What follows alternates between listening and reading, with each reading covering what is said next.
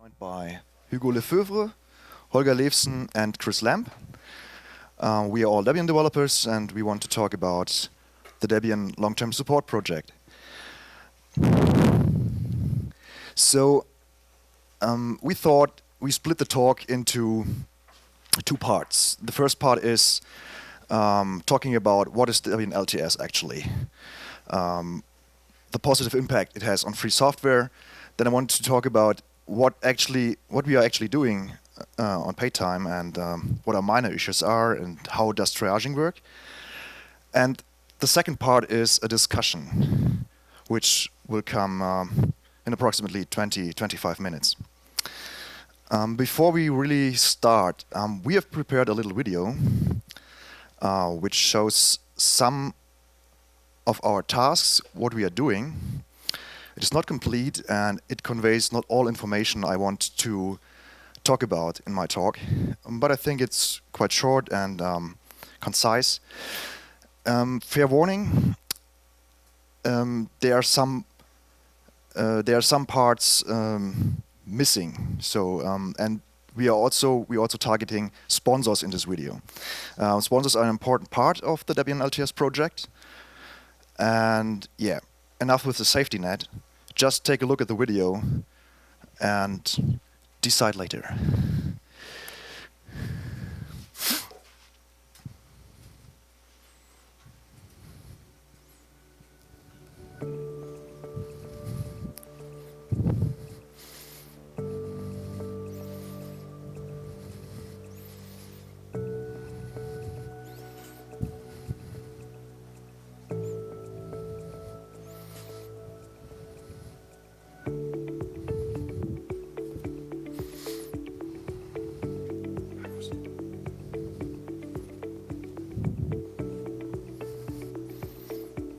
I don't know how.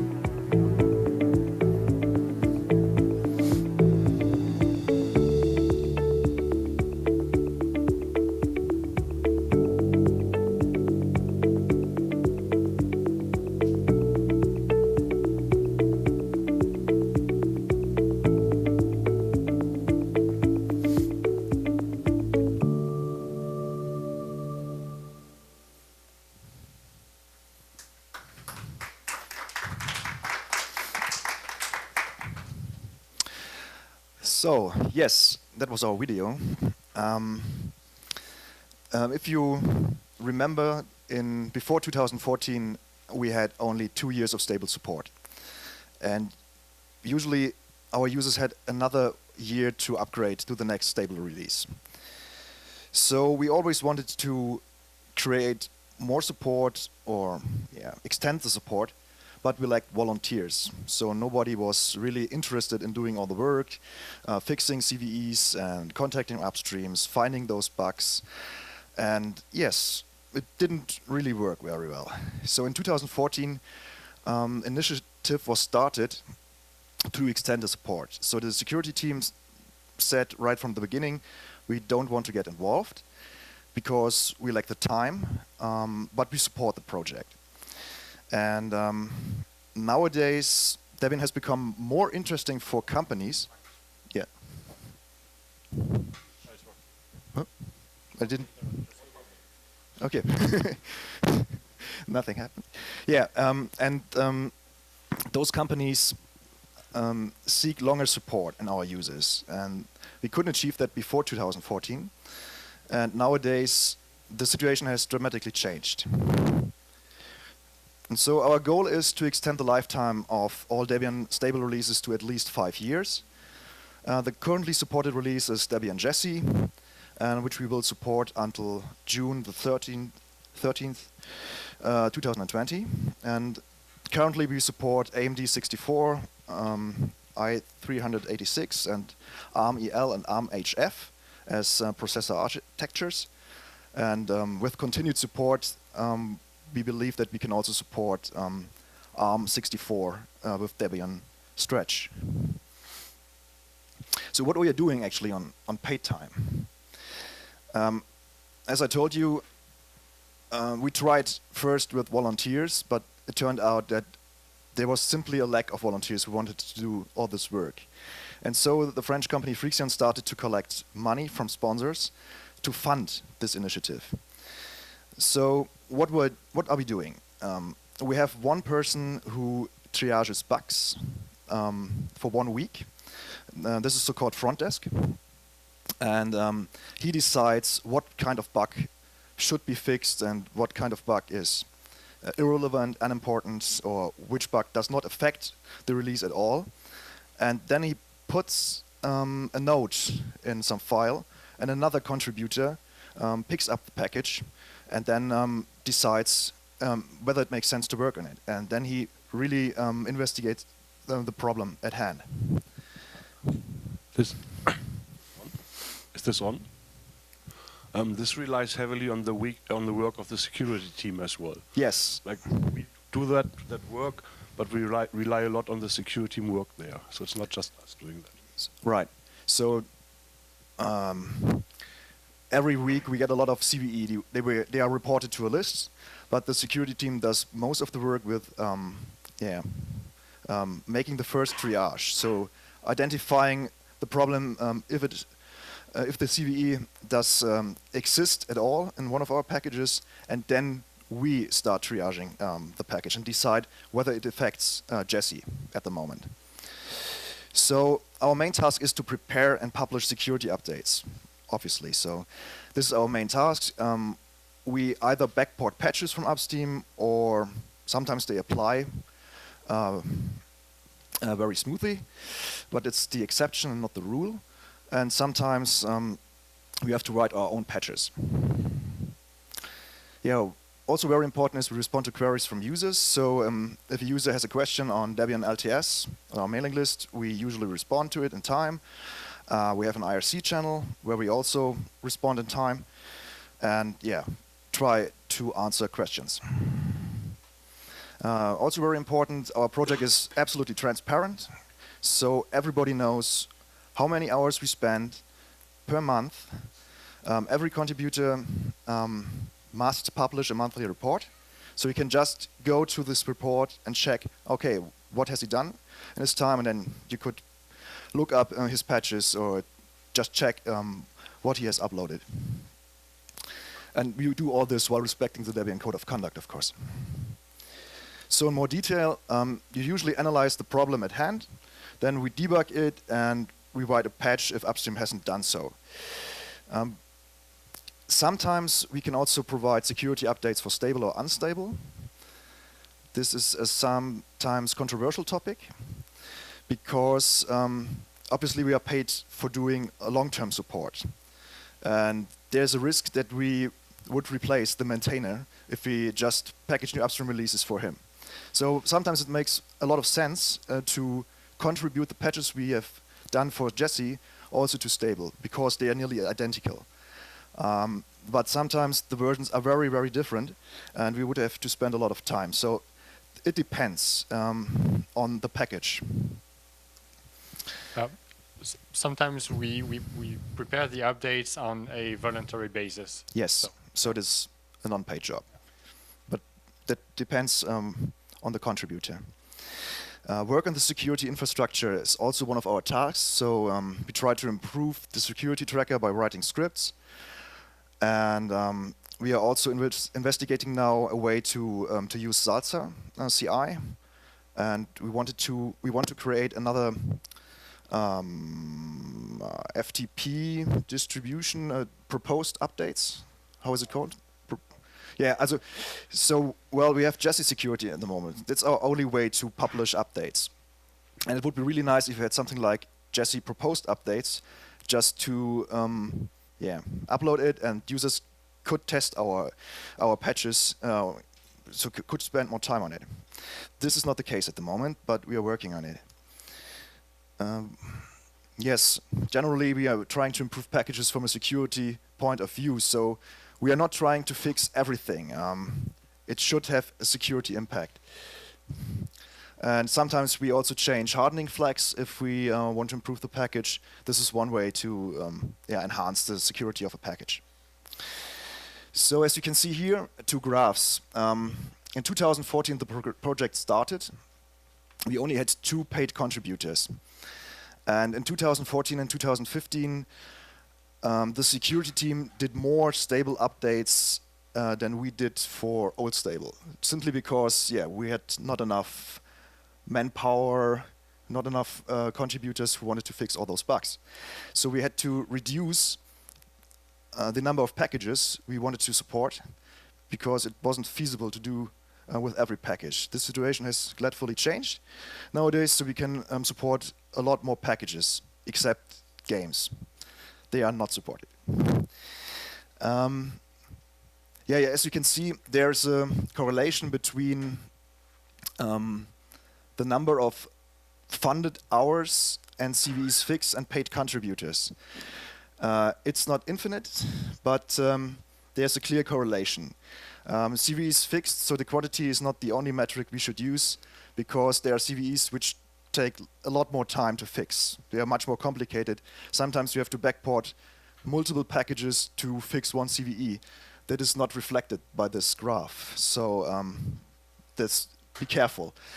We should not interpret too much into it, but you can see a clear correlation between funded work hours and CVEs fixed.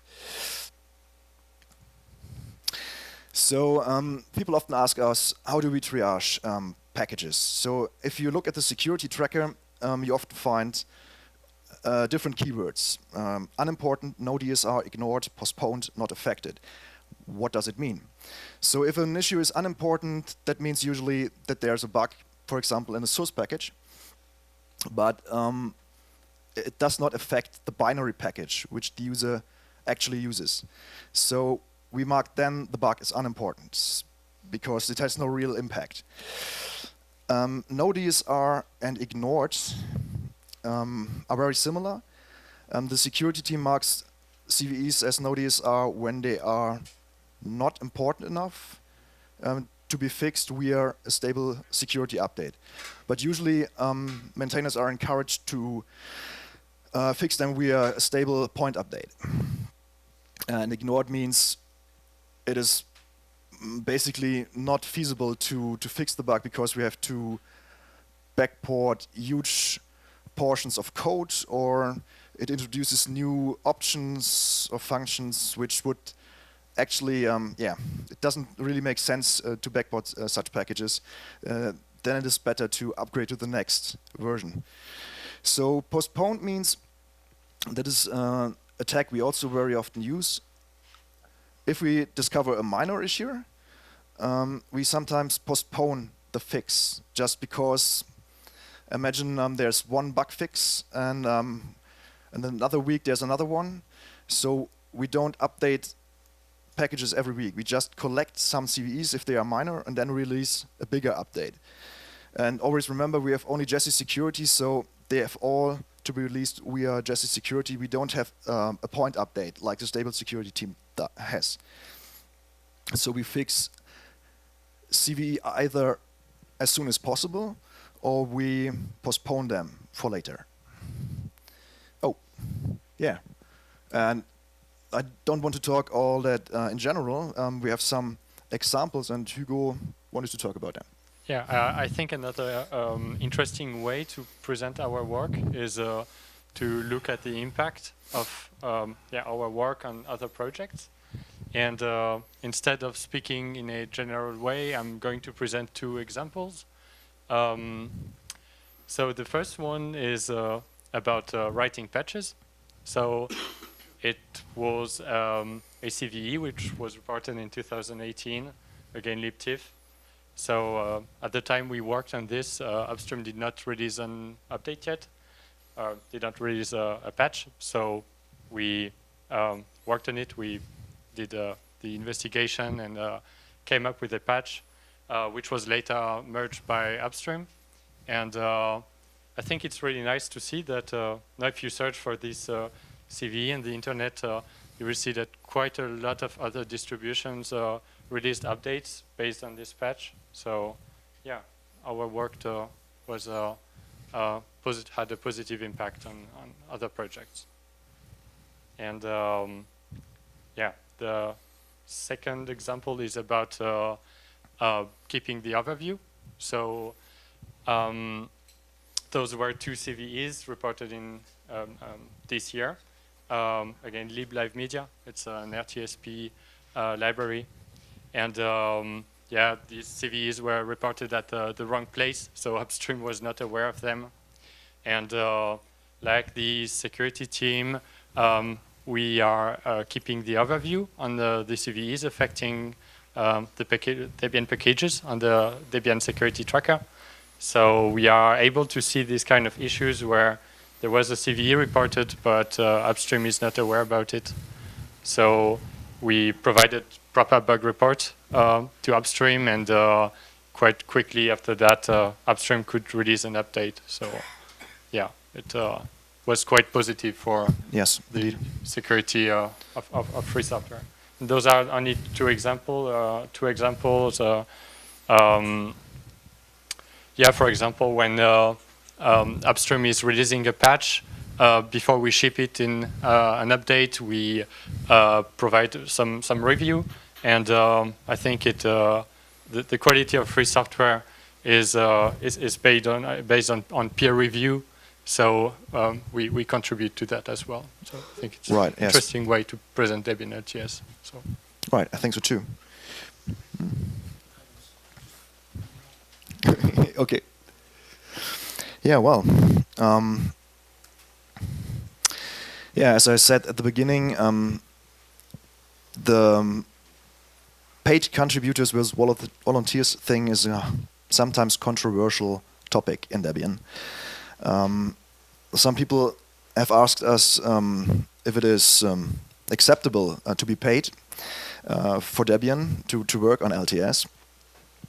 And we believe that without our sponsors there wouldn't be any LTS, and that makes Debian simply more useful. So we don't replace a volunteer here. There was no volunteer in the first place who wanted to work on 5 years, 6 years, or even longer support. And yeah, we feel it is not something which has no place in Debian. It just contributes in another way to Debian in places where we just have not enough volunteers, or where they don't want to work on it actually. Yeah, the question is, and yeah. And in fact, we are also volunteers, and some of us are also doing some security work on a volunteer basis. So. Yeah, right. All of those 15 contributors are Debian developers or Debian maintainers, and we also maintain several packages as volunteers. And let's say it this way, LTS just enables us to contribute even more to Debian, and yeah, it's a nice way to keep some packages in shape and make Debian more useful. Well, we are at the end of part 1, and we could talk now a little bit about all these topics if you have any questions. What do you think? Is it okay to be paid? What do you think about ELTS? Should it be part of Debian, or should it be kept outside of Debian? Because at the moment it is. So you can get 5 years of support, but then you have to move to another server. So you have to edit your sources list again. What do you think? Is this something useful for Debian? Should we do it, or just keep it the way it is? to expand on this, ELTS, extended LTS, is for the previous version, so it's Wheezy at the moment. And there we don't use the Debian infrastructure. We have our own archive there and our own mailing list where we put the announcement, because we don't want to put, because our LTS work also puts load on other volunteers, like the FTP team needs to maintain our suite. So for extended LTS, we didn't want that, so we choose our own infrastructure. And personally, I, as an ELTS user, find that annoying or something, that I have to use a different archive than the Debian archive. I understand why we did it, but maybe if everybody in Debian says ELTS should also be on Debian infrastructure, then we could change this. Or if the Debian majority says LTS should not be on Debian, then we could remove it. So what's your opinion on this part?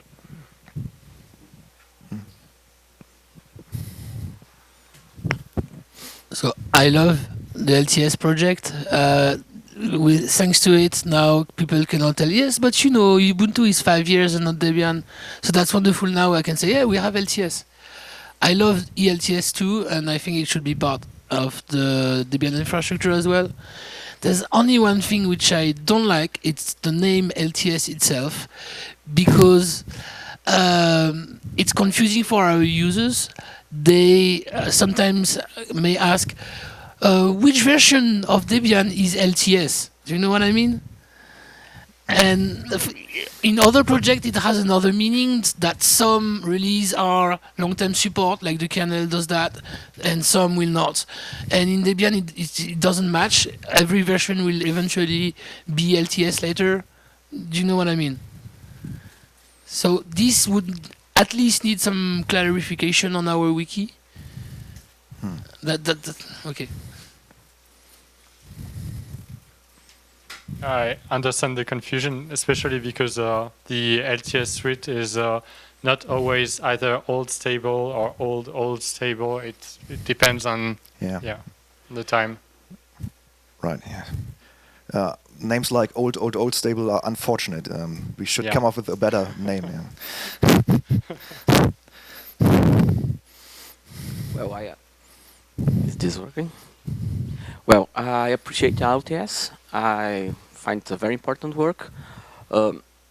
If on one hand it gets annoying to change the apt source lines when you have to switch to extended LTS or something like that, on the other hand, at least you are made aware that you are using supported effort, that if it's really important to you, you should try to contribute. So that's the other side as well, I mean. And we do avoid any extra flame wars or whatever might happen. So I don't quite object as a user of LTS or extended LTS to separate infrastructure. I mean, if that's the price to be paid, it's not an expensive price. In fact, it might be much cheaper than a fight for stupid reasons. That's true. I mean.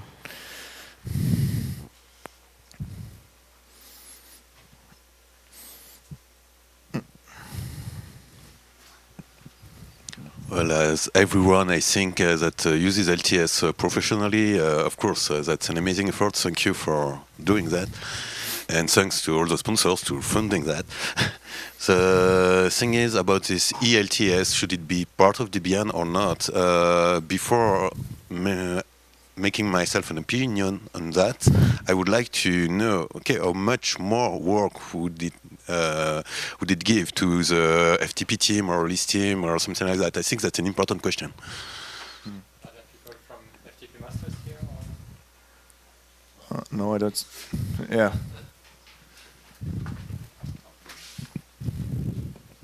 I think it would be minimal-ish, particularly when it's actually a quite restricted subset of packages that are supported.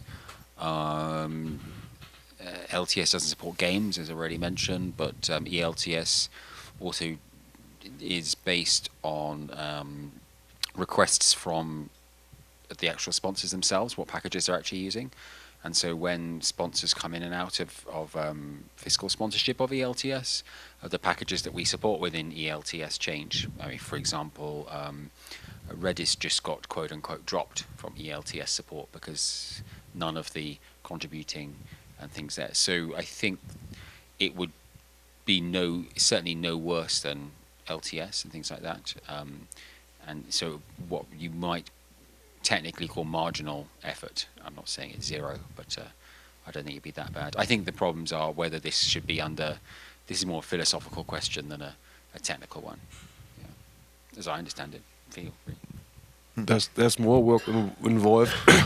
It also infects DSA, who need to maintain the machines for the build D. The build D maintainers need to maintain our queues then.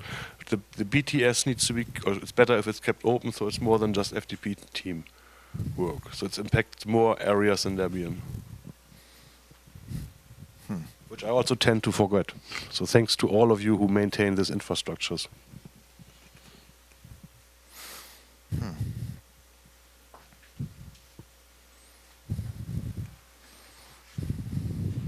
We are here from Russia, and we are the official derivative of Debian. We are going to help Debian project to maintain some packages, and should I want to say about LTS.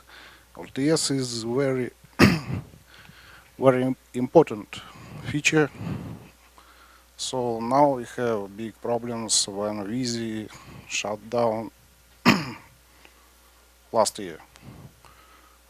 No more packages we can update from Debian repository now, but we have a live distro Vizi based.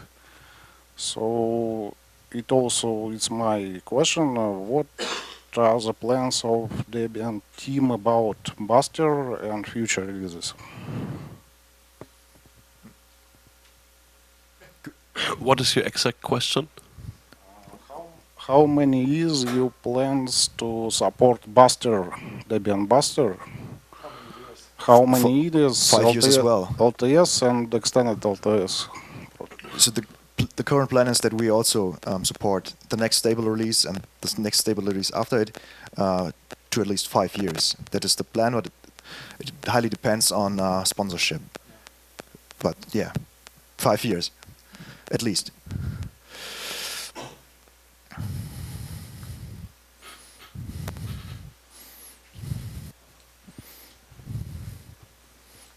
So with ELTS, I think it's up. Okay. With ELTS, one thing that gives me some kind of uneasy feeling is the trimmed package list. And I understand it's driven by basic economics, but that's a very slippery slope. And I think it's, as who said that? I think maybe you said that. There is such a big room for having a flame war, and the current status quo might be just the safest way right now. I don't know, but having having a package list that's driven by economics in such a explicit way, personally for volunteer-driven project, makes me give me some kind of uneasy feeling, and I'm not gonna complain that this is outside of the plan proper. Yeah, I understand what you mean. I mean, we don't make real big decisions based on popcorn numbers. I mean, we do to some degree, but we don't give them that much credence in terms of being accurate. And this is essentially popcorn, if you think about it. Yeah. So yeah, I mean, maybe.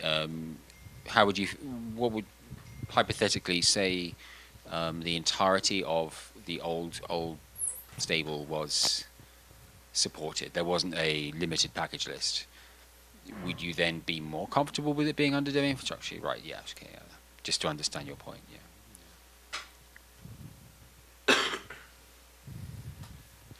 So are there any advantages that you would have by having the packages for the extended LTS in the Debian archive like for instance, some automated link chain checks that would help make these packages compliant with the Debian policy or something like this? Is there any gains in this area? I think the gains are not in the Linsian and development, because development has ceased, because it's like old stable. But there are advantagements on having it on the mirrors. That is the main advantage to me, having it on the mirrors. And built by Debian buildees and not by other buildees. And I also think it has a very different meaning between ELTS is produced by a private company and hosted by a private company, and ELTS is produced by Debian developers and hosted on the Debian infrastructure. This is, I think, very different. Yes, it is. But on the other hand, LTS is also not 100% perfectly integrated into Debian. So personally, maybe it's better to work on this more and let's ignore ELTS a bit more. Because there's still some work done getting LTS really a one-tier, first-class citizen of Debian. LTS is a bit like the port system.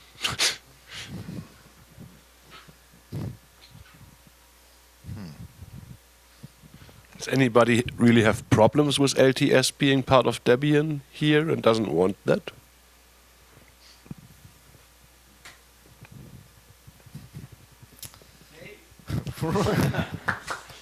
Or maybe do you have feedback on some specific parts of Debian LTS, for example, the communication between Debian LTS developers and package maintainers? Or so this winter's remove of backports of Jessie to archive was disturbing in many ways. So first of all, it wasn't communicated enough that backports were not part of LTS. I knew about it, my colleagues also, but that was not the issue. You could still use the backports knowing that they were kind of not supported, but then that still breaks your production when they move without prior warning. Could argue that the backport stuff was announced somewhere, but I agree, not widely enough. But backports is not part of LTS. That is, I think, the main problem, and I think there's good reasons for that. But a similar thing I've seen in the wider free software world, an upstream project, they had their upstream project tested on Jessie, or on VZ, and then VZ got archived and all their CI jobs broke. And Debian was really, really bad for having archived Jessie. And it's, we announced that 5 years ago that Jessie would cease support then, and it's your fault, kind of, if you don't upgrade your CI to use stable or old stable. So, and yeah, there's another thing which confused us in the production was the Linux latest 4.9 thing. Do you know what I'm referring to?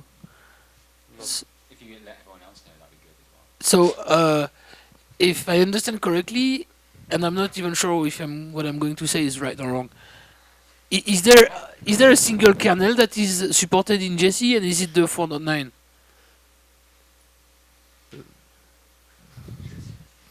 In LTS? There's a single kernel that's supported. And I think that's the 4.9. I think it's now the 4.9. Yes, and it's not the one that is installed by default if you install Jessie.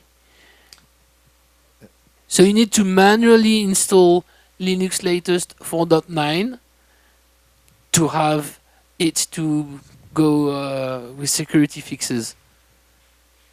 And that's confusing. What's the fix there to update the Linux package in Jessie? Maybe have the Linux latest whatever other become a transition package to the Linux latest 4.9? So that it upgrades to it? If that's indeed the case, then Linux latest should be updated as well. If that isn't the case, then please send us an email, or you can also send personally me an email, My role in the project is more coordination, so I don't work on CVEs anymore. So if you have general complaints and don't want to send them on the list, you can send them to me, because we don't have a bug tracker neither. So that is another thing. But in general, you can send us mail with problems either on the public list, or if you don't want it public, feel free to send them to me or any other member of the team. To Debian LTS on our public discussion list. Yeah, but sometimes you don't want to bring issues to the public. Okay, yeah. If you want to keep it private. Okay. Also, I was thinking of the discussion we had before about LTS good or bad stuff. Sometimes you don't want this public. So if somebody's also not in the room and wants to complain, please complain. We will listen. We may then choose to ignore, but we will listen. I'm sorry, this sounds like a negative feedback. Although I want to highlight, I love the project and what you're doing is great. I didn't perceive it as negative.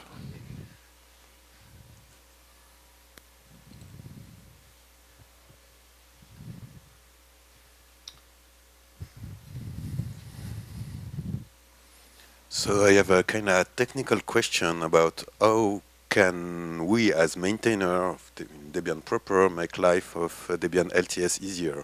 For instance, we were wondering in the Perl team, okay, should we keep our Autopkg test stuff that's very complicated and a bit strange for pre-stretch, or can we just drop whatever is pre-stretch only for the Autopkg test part and just move on? Will it be an issue for LTS, for instance? Auto-package test. Well, we usually contact maintainers before we start to work on a bug, but only if they have requested to be contacted, because we have made the experience that most maintainers are either glad that we work on LTS or do not care at all. So if you are one of those maintainers who actually care, that it would be better if you contacted us, and so depending on the package, we would just contact you beforehand. So auto-package test, I think, is rather important for us. I'm just talking about the Autopkg test scripts we use for the 3,000 something Debian packages. So it's not about one particular package. That it's about, okay, can we remove these scripts? Do we actually use them? It makes our work more complicated for new contributors because it's different pre-stretch and after. So that's an open question. We just ask ourselves this question this morning, and we have not looked properly into it. But this is one of the questions we said, oh, maybe LTS people might be interested in this thing. Mm-hmm. I must be being a bit dense. The format for the auto package tests are different between Wheezy and beyond Wheezy, Jesse and non-Jesse. It's about our documentation and the scripts that we have and that we use to actually maintain the Autopkg test. Oh, so you have like package-specific code that's no, Jesse it's not. specific. It's not. Well, it's not Oh, it's code that's Perl in the package. package. It's Gotcha. outside. I guess how expensive it is to keep. I guess it would be nice. Yeah.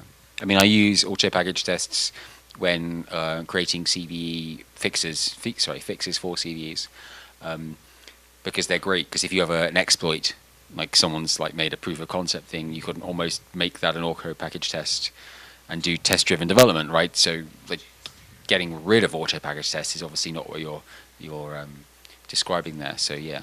Yeah, so you would add new Autopkg tests for a new vulnerability, for instance. Okay, well, that's useful information. We'll probably go to talk to you before doing something like that then. I think we should discuss this later in detail, but I think if you have the auto-package test for Wheezy in this case, then running on your master branch.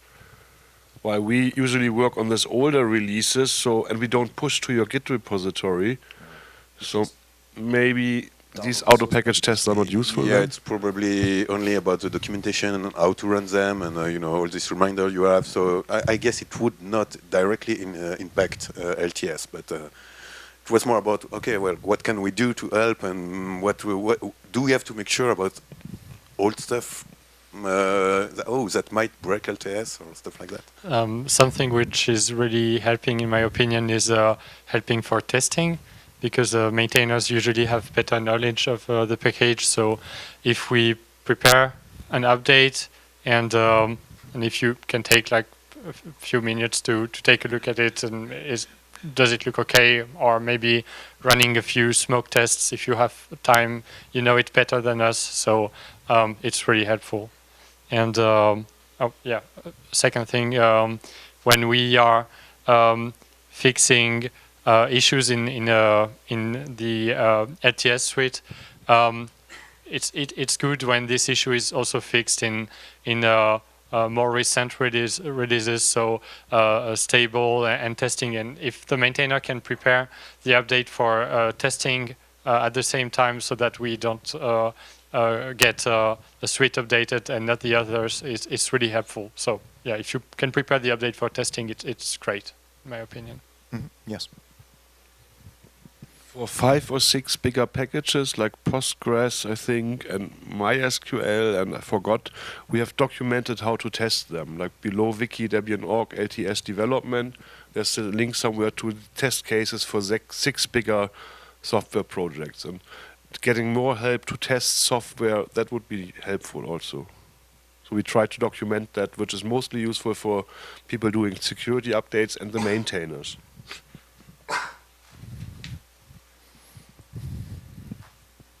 Sorry, I didn't follow along, but what about Autopkg tests? Are you backporting those possibly to Wheezy, or is that not working due to being too old? But there's packages now, a lot more Autopkg tests are now available, so it might also be useful to backport them to LTS to increase the testing coverage. Of course, only if it doesn't mean too much effort, probably CI Debian net, whatever, but just as a suggestion. Yeah. That had never occurred to me, thanks, yeah. That had never occurred to me, so yeah, I mean, it makes sense. Just steal them from unstable. I guess the other way that maintainers maintaining packages mostly in unstable could help is if your package does have weird ways of building or testing, or there's sort of insider knowledge, add it to readme.source. And you know, I think that file is slightly underused in Debian for documenting these things. Because sometimes you do contact a maintainer and they say, oh yeah, do you need to make sure this thing? And it's like, okay, well, be good if, yeah, we could have saved that back and forth. You know, institutionalizing your knowledge is really good. So, if you do randomly come across weird things in your package, just shove a quick dirty note in readme.source, because then at least someone might have a chance of reading it and it preventing them from spinning some cycles unnecessarily. So.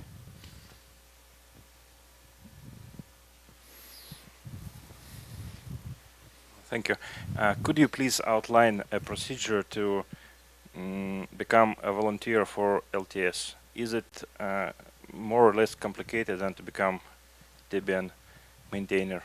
What do we need to become a volunteer? And second question, how do you manage the versions of your LTS builds? Is it in the same version system as the main Debian or something separate? I can answer the first question. So if you want to maintain a package on a volunteer basis, I think it is best you contact us on Debian LTS, our mailing list, and yeah. Maybe these procedures are already documented on some wiki.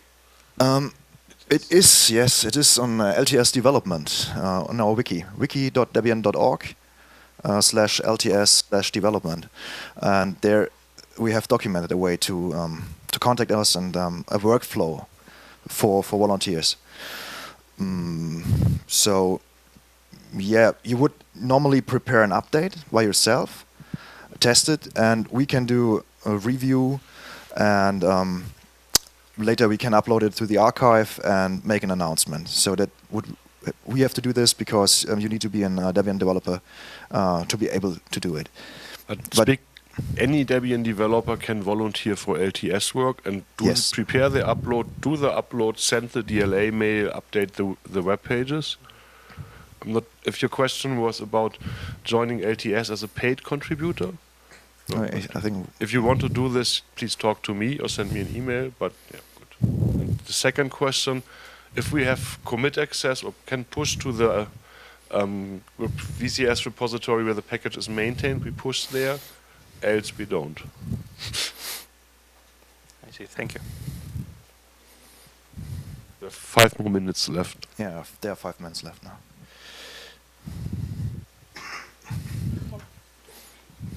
So I would like to know if you have done any uploads for packages I maintain in LTS. So where should I go and check out? Where do I see that? tracker.debian.org. So you just check it, you type in your name of the package, go to tracker.debian.org, and there's a news list, and you can see that we have either uploaded some package or we did not. I think this is the easiest way to check. Yeah, there's a better way. Also, we're using bug reports. And bug reports. So usually when we're working on a CVE, we create a entry in the bug tracker. So you should receive an email about the new bug entry. There's also www.debian.org/LTS/security, where we have the announcement, collect the announcement, and there's the mailing list. Yeah. And we've done updates for MySQL. I know you mentioned them, but I didn't find them. And I checked already these pages, but I need to check more. Maybe it was Maria then.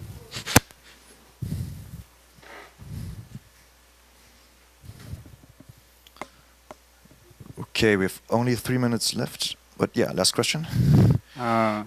So about process, like sometimes it did happen that there's a CV open somewhere, and I do the upload for unstable, and then I prepare an upload for stable, and then I go to LTS, to all stable, but by that time there is the few hours window, and by that time you have already done the work. And I'm wondering if, like, by the time I upload to unstable, I say I will go all the way to all stable. Would that help, or so that we don't step on each other's toe? Yes, would help. If you want to do the upload or the fix in old stable yourself, please tell us. Then we have a note of maintainers who want to do this, and then we would not contact you or contact you and say, there's this update to be done, do you want to do it? Okay. But we're generally happy if maintainers want to maintain their packages in old stable themselves. Because they are the ones who are most knowledgeable about their packages. So there's a real help. Okay. Yes, we are definitely not in here to make the money, because we're in here to support old stable. Yeah. And however, that's the best thing.